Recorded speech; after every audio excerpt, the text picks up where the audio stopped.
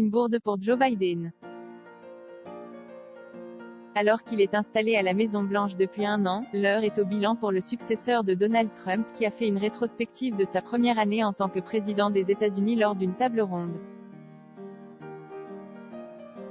Face aux journalistes, celui-ci a répondu aux questions, notamment concernant sa cote de popularité en chute libre, alors que l'inflation touche gravement le pays et a atteint un niveau inédit en 40 ans.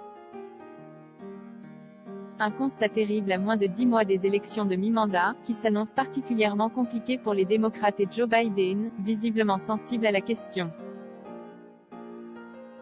Interrogé par un journaliste de Fox News, la chaîne préférée des conservateurs, sur la possibilité que l'inflation constitue un handicap politique, le président des États-Unis a commencé par répondre ironiquement « C'est un grand atout.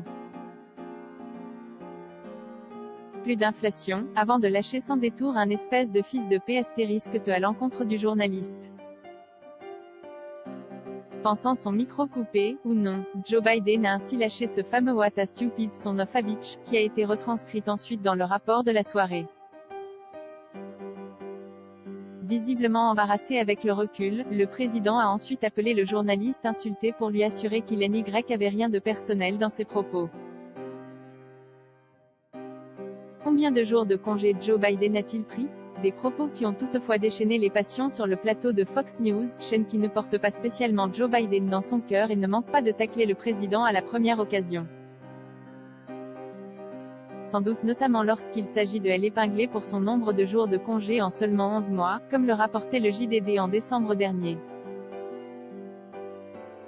Nos confrères citaient alors un décompte, montrant que Joe Biden a cumulé un total de 89 jours de congé après avoir passé son 30e week-end dans sa maison de Wilmington, dans le Delaware, et donc loin de Washington.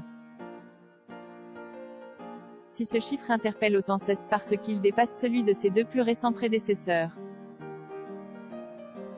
Alors que Donald Trump s'est accordé 75 jours de congé, Barack Obama n'en a eu que 8, un an après sa première élection.